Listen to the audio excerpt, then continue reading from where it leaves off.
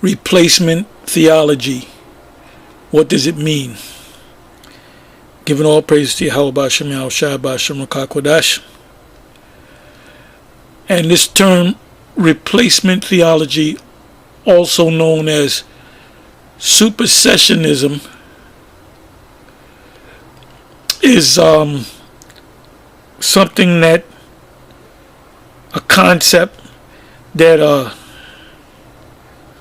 belief that Vocab Malone and the so-called Christian theological movement, the theological seminaries, I call them theological cemeteries because they're dead. They don't know what's going on. Anyway, Vocab Malone was interviewed by a Sarnetta, and it was at a park, and Captain Tazariak had called in, and it was pretty much an impromptu debate, which led to setting up an actual debate between the two. Vocab Malone, which represent the Christian community, or the theological Christian cemetery community, versus a student of an Israelite that's a student of the One West doctrine, which you know that there were many splits. From the One West, the main school, which Vocab refers to us as One Westers, because his main target is not these Old Testament Israelites, Hebrews, Israelites that believe that anybody can make it. His focus is on us because we have the truth, number one. And if we have the truth in this, what we teach come to pass, because all the One Westers teach the same thing. Basically, the basic premise is we are the Israelites waking up from this dead state, pursuant to Revelation 11, Ezekiel the 37th chapter, which is one of my favorite chapters. Ezekiel the 37th chapter, that pretty much says it all. You know, if somebody's trying to understand, well, how did the Israelites come to be, and you know, this whole awakening, just read to them the Ezekiel 37 chapter, the whole chapter. You know, it goes from, you know, Abba to the heads of One West, to the current leaders of the former One West. So it's been fulfilled. What we're doing has been fulfilled about us coming out the graves and putting sinews and the bones coming together, which represent Israel, and the skin and being covered, and the breath ultimately being put in the breath. You come together as Israelites, but the breath is the whole truth, 100% truth. That's the breath. The breath is not 90% truth. It's 100% truth. Remember, the Lord breathed on the disciples, which became apostles. They were to take the seat of the Lord, YAHAWASHI. Anyway, like I said, I did this video before, I don't know if it's taken down because they've been taking down my pages left and right within the past 6 months or so.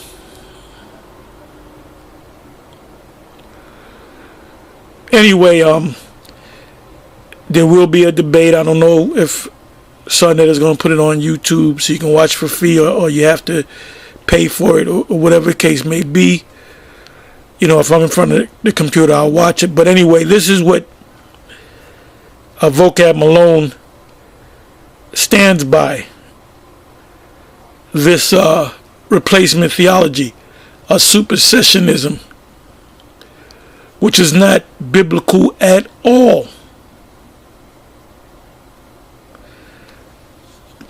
Anyway, I'm going to read this, and then I'm going to go to Hebrews 8. I may or may not read this whole thing, but I'm definitely going to read the first paragraph and the second, maybe the third. Let's see where the Spirit takes me. Because really all I have to do is read the first paragraph, or the headline, so to speak. Anyway, it says supersessionism, also called replacement theology, and that's what vocab goes by, is a Christian doctrine, a false Christian doctrine, an anti-Christian doctrine, a fake Christian doctrine. The true Christians are Israelites that followed the Messiah. Christian, meaning anointed, christened, anointed. Who was the anointed? Our Lord. And the Hebrew is Mashiach, or Messiah. It says, so we are the real Christians. They have no business calling themselves Christians. They're not Christians. They're Edomites. They're Antichrist. They're anti-types. I had to throw that in there. Anyway, it says, in a Christian doctrine which asserts that the new covenant,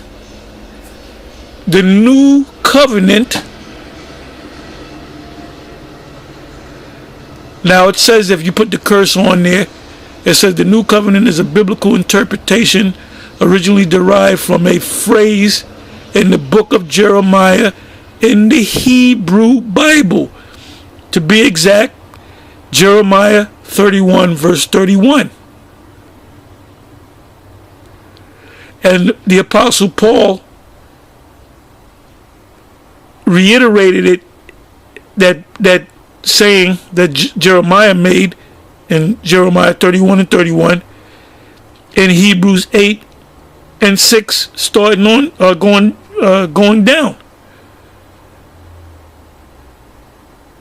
So it says a replacement theology is a Christian doctrine which asserts the new covenant through, it says Jesus Christ, that's not his name,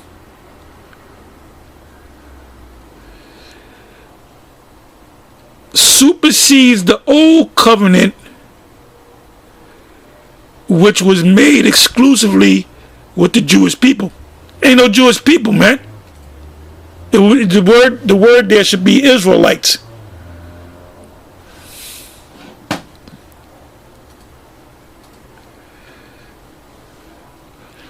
Let me read on. It says, in Christianity, supersessionism is a theological view on the current status of the church, and I believe it's Acts the 7th chapter. It tells you that the church, the people that were delivered from Egypt or Mizraim, Christians don't even know that. They'll say Egypt. Egypt is a Greek term. It came way years later, thousands of years later. That term Egypt, or the Egyptians, or the land of Egypt, that's a Greek term. That's a Greek word. The people that they were delivered from were the people of Mizraim, Mark to Zion, which was one of the sons, or one of the four sons of Ham, Christians don't know that.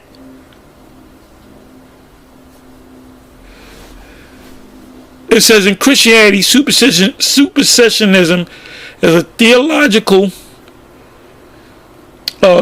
view on the current status of the church, which are Israelites, not a couple of Edomites over here, a couple of Moabites over there, sprinkle a couple of Hamites over there, give me a handful of East Indians, Elamites, some Hamites, some Ishmaelites, some Mongoloids, some people from Mesopotamia, and but they all believe in Jesus, which the Christian world teaches that Jesus is a white man, which vocab believes that he's a white man, a so-called white man.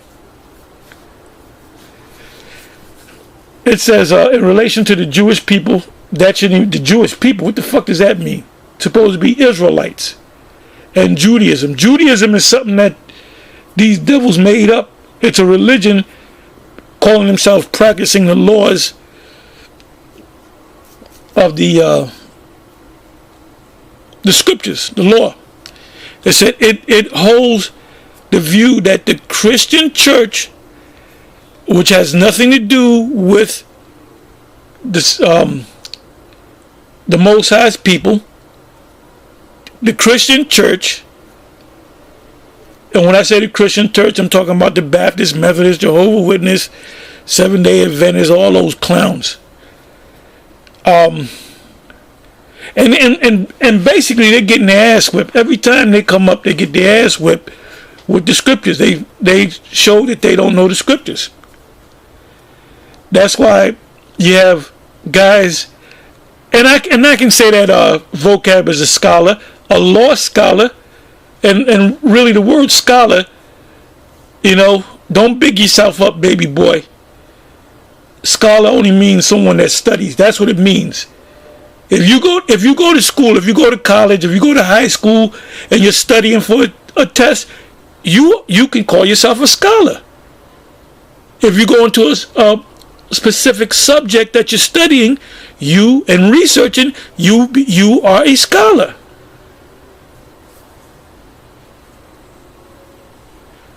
Look it up and show me that I'm wrong. If I'm wrong, I'm wrong. Scholar come from the word. That's where you get the word school, schooler, scholar. You get into the books. You get into research. So we are all scholars, including Vocab Malone, but he's a law scholar. He's lost. He's doing all this study for nothing. He better hope like hell he's an Israelite. It says it holds the view that the Christian church, or the Antichrist church, has succeeded the Israelites, meaning national Israel. Well, what was the Apostle Paul talking about in Romans the 9th chapter? As the definitive people of God. Oh my goodness. Oh my goodness. So these clowns, these lost souls, these devils, these antichrists, and that's what you got to call them, antichrists. They're basically saying anytime you read about, whether it's the Old Testament or the New Testament, anytime it's talking about the Israelites, it's really talking about the church, the Christians, Moabites, Ammonites, Edomites, Canaanites,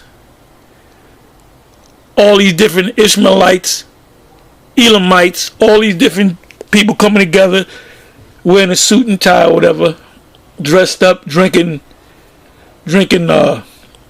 grape Kool-Aid, reading scriptures. Anyway, let me read on. It says, holds the view that the Christian church has succeeded the Israelites as the definitive people of God based upon the new covenant. And we're going to read about the new covenant, and we're going to see if it's referring to the Christian, the new Antichrist church. It says, people of God, So basically, the Israelites got to take a back seat. You know, they just asked out. You're going to have Moabites in the kingdom. You have all these mixed people in the kingdom. And Israelites are just going to be in the back of the bus. Are you out your fucking mind? That's why why would Captain Tazariak want to debate this clown? And he doesn't believe, Vocab Malone doesn't believe the crap that he's spewing. Vocab Malone doesn't believe the shit that he's shoveling. He doesn't believe that. He's been chosen and ordered by his overlords to try to upset the prophecies of Israel waking back up.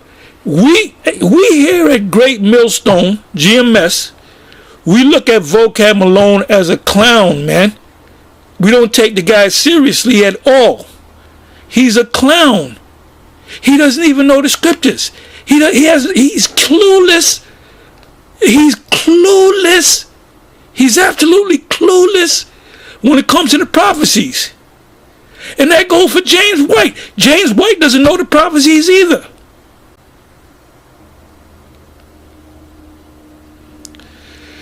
It says, or it holds the view that the new covenant, and we're going to read about the new covenant, has replaced or superseded the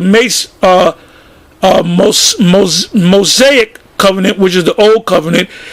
You're going to find out it's the same covenant. The only difference is that the Most High is going to put the Mosaic covenant, he's going to program us to keep it.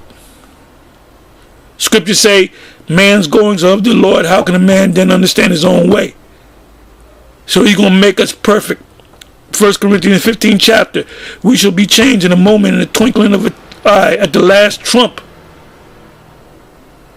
And when that change comes, we will be perfect in the law.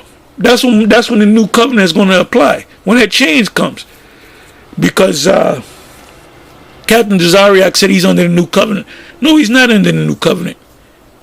You got to be changed to be under the new covenant.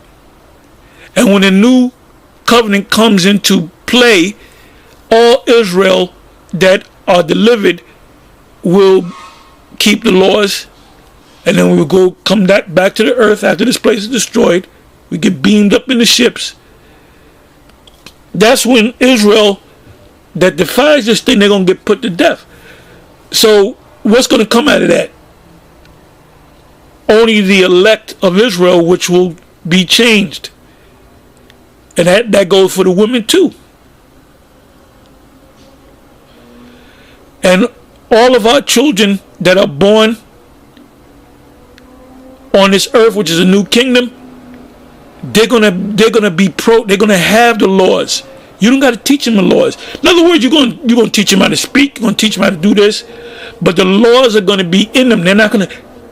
The Israelites are not gonna break the laws. We're gonna be perfect.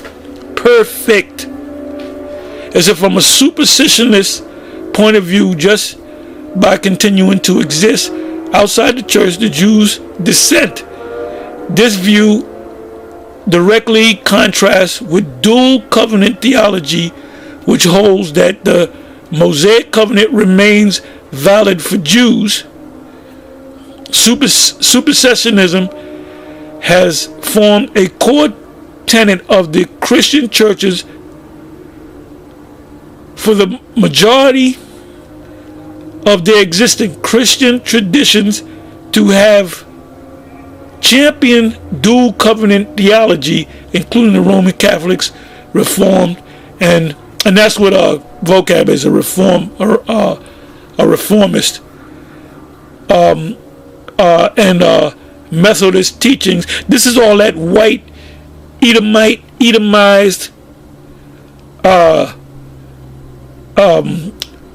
what do you call it, Renaissance Christianity from so-called white people, Edomites, which are really red, have taught that the moral law continues to stand. Oh, really? The moral law? Why is David Wood dressing up with his wife's negligee?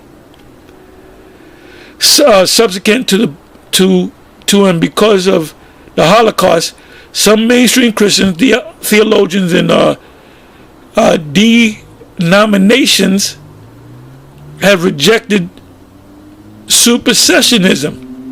Oh, because of the whole thing with the Holocaust, you have so there's a split there. There's a split there among you Christians. Anyway, what I'm going to do is I'm going to close on this.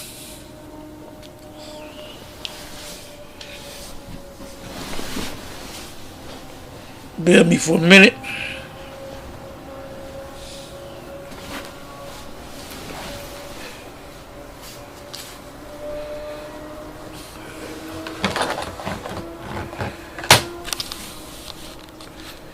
I'm just looking for my phone so I can get some light. Let me do it this way. Hopefully this is on. Unfortunately, it's not. Let me try this.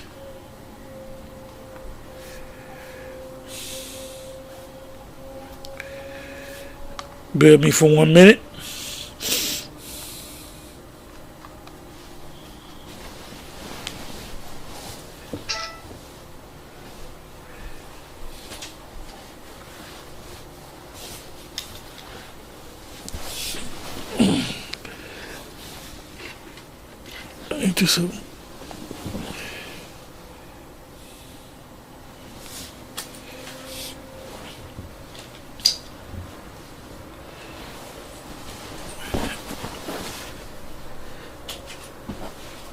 That's Satan for you.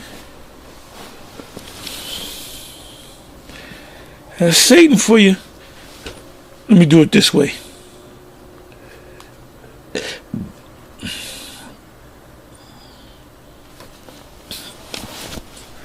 Okay.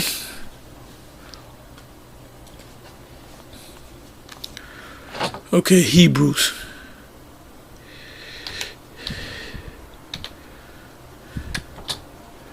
Hebrews 8.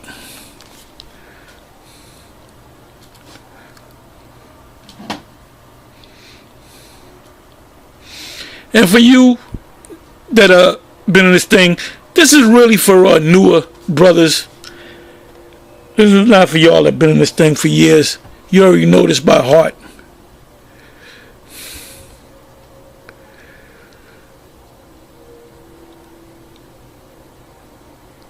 I'll go right to the 7th verse, which says a new covenant. Then it says Jeremiah 31, verses 31 to 34. You can read that if you want. It says, for if that first covenant had been faultless, then should no place have been found for the second. For finding fault with them, the Israelites, he saith, behold, the days come, saith Yahawah, when I will make a new covenant with the house of Israel and with the house of Judah. So where are the Christians at? And why did he mention Israel and Judah separately? Because they were split. I mean, this is not hard. This is easy, man. This is easy. And it says the same thing in Jeremiah 31 and 31. Behold, the days come, saith the Lord, that I will make a new covenant with the house of Israel, national Israel, and with the house of Judah, not according to the covenant that I made with their fathers, in the day that I took them by the hand to bring them out of the land of Egypt. It's talking about the same people. So this new covenant is for the people that were giving the old covenant. Anyway, I'm gonna say shalom. Like I said, you brothers and some of you sisters that have been in this thing for years, you already know this. You already know this. This is simple, basic stuff. And lately we've been basically going back into the basics. And you have Israelites that are buck up against what we're saying. So you gotta go back. How can you get Christians out of this, man? It's ludicrous.